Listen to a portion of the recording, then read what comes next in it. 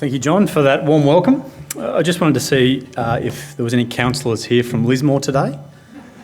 No, there's not. So I do believe we are recording these sessions, and I just want to put on the record that we aren't overly well funded. Thank you, Malcolm. I'll go back on Monday and we'll have a summit on how we can save more money in Lismore.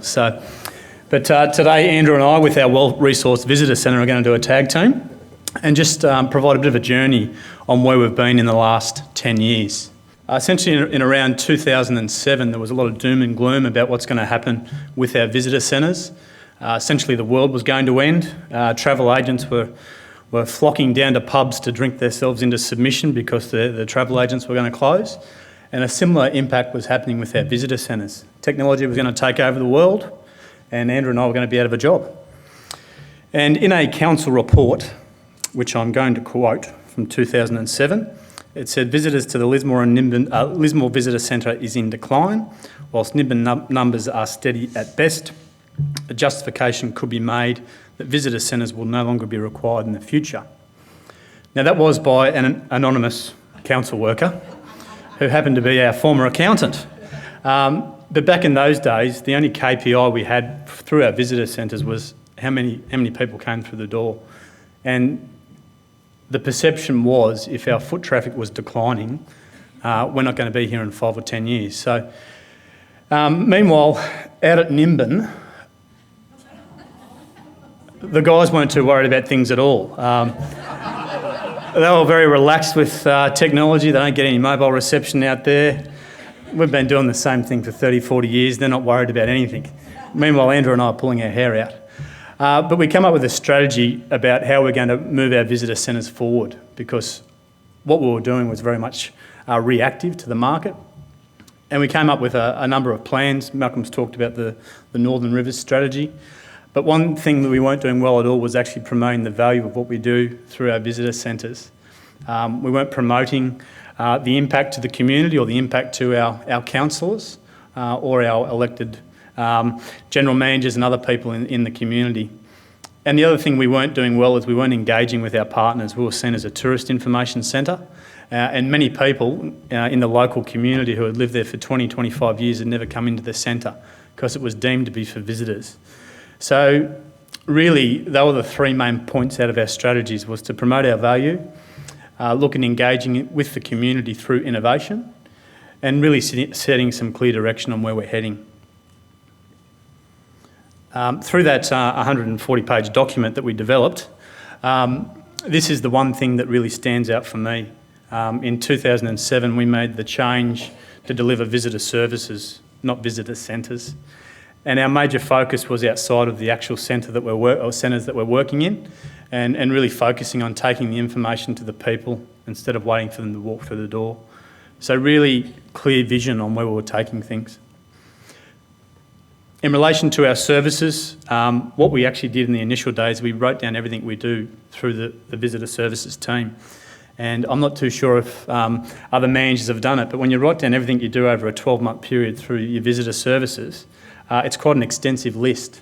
And from that, we then come up with a strategy on how we were going to market and promote exactly what we were doing. We also refused to use the phrase, "we don't have enough money," despite what Malcolm says, and not using the excuse that we didn't have cash to do what we wanted to do, and we looked at partnerships and other ways we could engage. Councillor workshops, we have 2 councillor workshops a year, and Andrew and I get up and say how fantastic we are, but it's a good opportunity to get up and put forward exactly what's happening through our visitor services, because essentially our elected members are the ones that are making decisions on whether they're going to continue to fund what we do or increase our funding for our projects.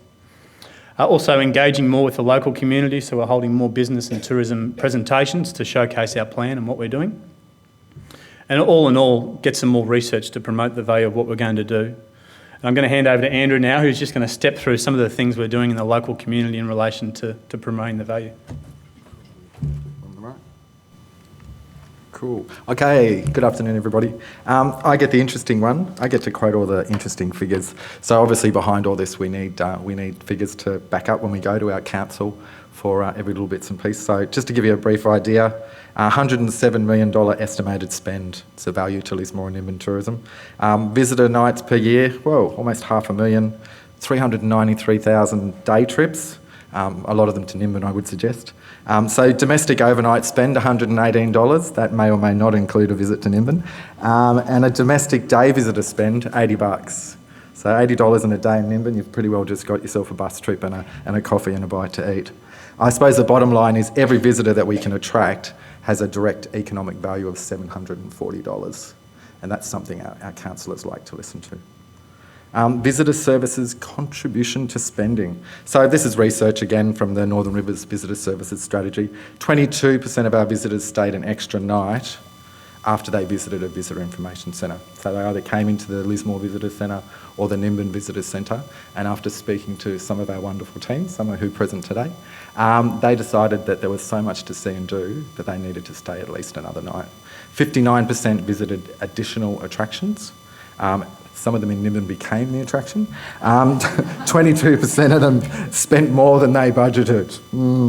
So we can prove through those figures and that survey that the visitor centres themselves have a direct impact on spending of approximately $10.4 million annually. Wouldn't mind having some of that in our budget. Okay, the stats, because we all love stats. Lismore Visitor Centre, over 32,000 people a year. Nimbin, over 65,000 people a year. That may come as a bit of a surprise to some of you. Nimbin Visitor Centre, if you haven't been there, you're missing out a lot. Come and see us, 46 Cullen Street, right near the post office. We are in a very small, alternative, famous village, but we're in a really good location, right in the heart of town. So a lot of people who come to visit Nimbin come to visit us. So 54 phone calls a day. Sometimes if you call Nimbin, we get really busy. We don't answer the phone all the time. So wait for us to call you back. 84 emails a day. We all love those emails. Whoops. Okay, so our online presence, and we do have Dog Whistle Creative, our really clever marketing team here today, made up of Greg Meek and Liz. And they do our web stuff. So this is visitlismore.com.au. If you haven't been to it, you're not one of our 48 visits last week, or the 135,000 that we've had in the last 12 months. The website itself works well with our Visit Nimbin website, which I'll go on to next, and they're both very mobile friendly. The amount of people using their mobiles to... Oh, here we go. visitnimbin.com.au. Check it out. As you can see, it's the nice, beautiful Volkswagen Combi Blue, which goes with our beautiful peace sign branding. 1428 visits to visitnimbin.com.au last week. We've got a little bit of a clever marketing program happening at the moment, so I think that's pushing those numbers up, which is great. And 81,000 visits in the past 12 months. Social media. We like social media. We never used to. I'm in my late 40s, so social media was a bit of 8 years ago when we started getting into it, I was like, oh my Lord, we need a few more 16 or 20-year-olds. Fortunately, the 20-year-olds came along and they taught Mitch and I the little bit that we know today. So the Lismore Facebook page, so it's Lismore Nimbin Tourism, for anybody who hasn't liked us yet, 2.7 thousand likes, 2,700 average weekly reach, and 190 average weekly engagement. Again, Nimbin, so although we're Lismore Nimbin Tourism, Lismore and Nimbin, 32 kilometres apart, but 1 million miles some days. So we do have a separate Visit Nimbin Facebook site just for our Nimbin stories. So 885 likes. It hasn't been going as long as the Lismore one. It's only been going for, about less than 12 months. So 6,000 average weekly reach, with a 600 average weekly engagement. And that's Darren Butcher, who's the baker in Nimbin. Because that's just how it works. Instagram. Now, we're even newer to Instagram, and we've got Fingal, one of our fantastic team members here today, and she's probably the Instagram groupie out of all of us. So you can see we're relative newbies, 884 followers, 271 following, and even newer is our Visit Nimbin. And you can see our beautiful branding there up on the top, and 884 followers with 271 following. So engaging the community, you just can't say it enough times. And not just in Nimbin, but in Lismore as well. You've got to be able to take the community along for that ride. It's no use taking a journey if your car or your bus is empty. So we like to take lots of people for rides at Lismore and Nimbin Tourism. Council, the business and tourism sectors, the arts, Lismore and Nimbin in particular, much like a lot of the Northern Rivers, very, very rich in the arts.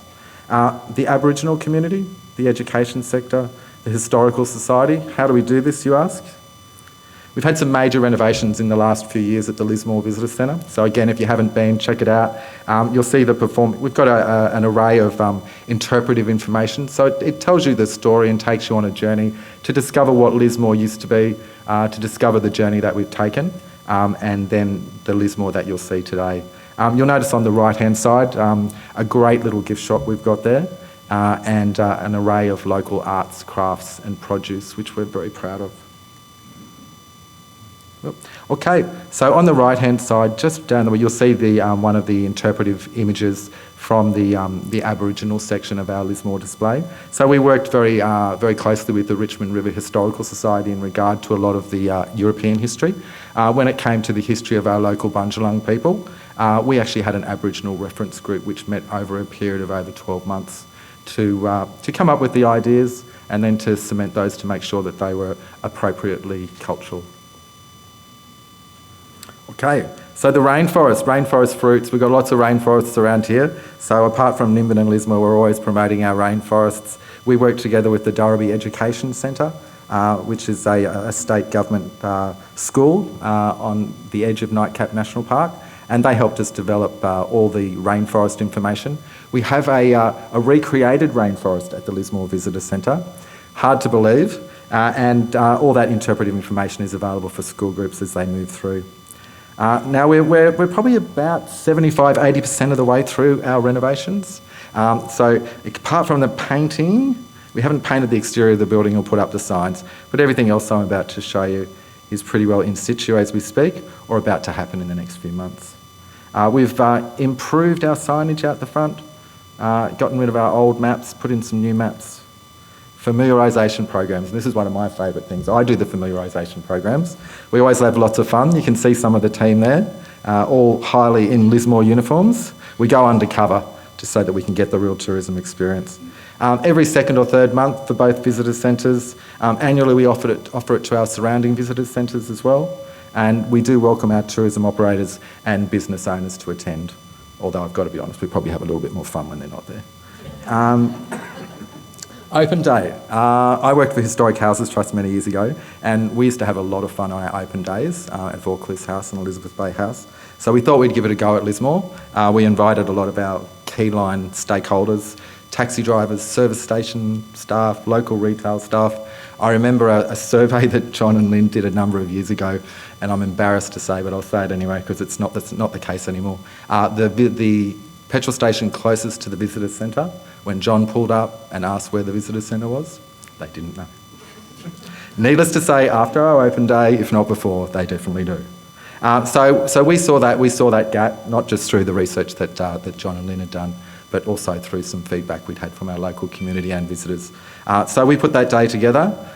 We invited as many people as we could. We probably only had a little bit less than 50 people come from the local service stations, local businesses, local taxi drivers. You know, we don't get heaps of people jumping in cabs in Lismore, but if you jump in a cab and want to go to the visitor centre, it's nice if that's where you end up. Whoops, I just pressed the wrong button, sorry. Hey, there we go again. I'm a techno whiz too.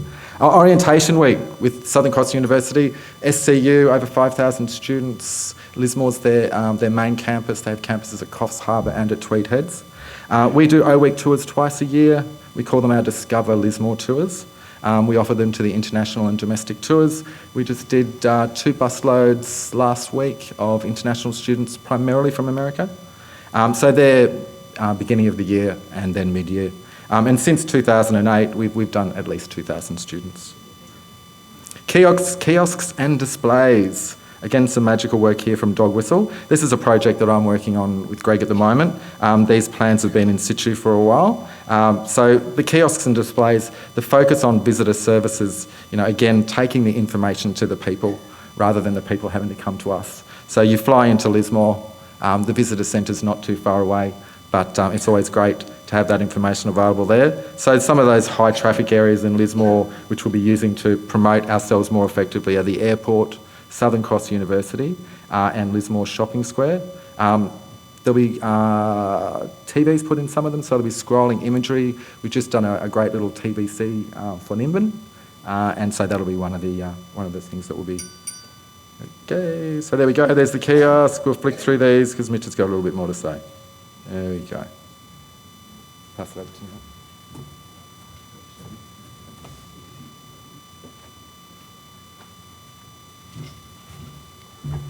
Thanks, Andrew. One of our other partnerships is with the local arts community, and we've developed this marketing campaign that's been running, I think, for about 3 years now, called Arts in August.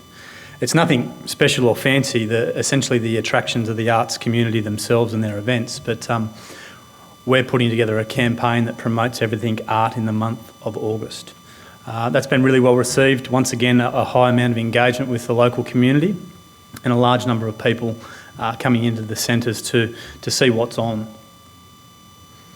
An arts trail, it's another initiative with the local arts community. It takes you on a journey in and around Lismore. Instead of handing out 35 DL by death, as Glenn referred to, all the businesses are in the one publication, and you can actually go on a mud map around town. So that's with the arts community. Those in rural areas will know that cafes aren't open 7 days a week. So our dining guide is a new initiative that highlights all the different eateries that are in town, and more importantly, what time and what days they're open. And these are really handy because they're in all the accommodation outlets. Our visitor guide that we've developed with Dog Whistle, and also things don't happen overnight. John alluded to, Andrew and I have been in roles for over 12 years now, and this year's the first time we've had a dedicated Nimbin marketing campaign, thanks to the support of Destination New South Wales and also the North Coast Destination Network. $120,000 campaign, and some of the marketing that we've been developing, although Andrew and I are very jovial about our village of Nimbin, the marketing collateral is really to position Nimbin and to showcase more than perceptions are in relation to the village. So we've used the tagline "More Than You Imagine," which we've had a little bit of fun with locally through our community. And one of the projects Andrew talked a little bit about was Faces of Nimbin. So what we did there was we came up with 16 different people in the Nimbin community, the baker. We also have the candlestick maker. We've got the Nimbin Candle Factory. So we highlighted a number of the local people, and the engagement we've got from the local community has been huge. Some of the shares and likes on Facebook have been great.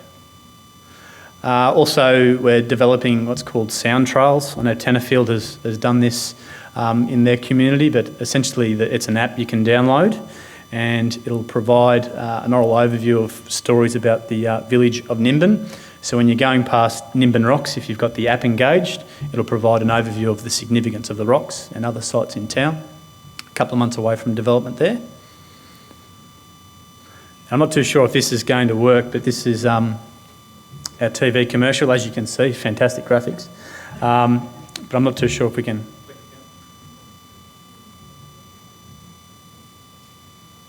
I'll come back to it. This is the last slide from Andrew and I, and really want to highlight the journey we've been on and the changes we've made. Malcolm's a great example of coming from a blank sheet of paper and developing all the way through to some of the initiatives he's been doing there. And in Lismore, the changes we've made, in 2007 we had 194,000 visitors engaged through different mediums. And up until last month, the previous 12 months, we had 692,000 people engaged through our visitor services. And I think that's a really important point to highlight to your local members, the importance of what we're doing. So that's all from us. Hopefully we'll play the Nimbin TVC and look forward to having a chat over a beer with Andrew and the rest of the team. Thank you.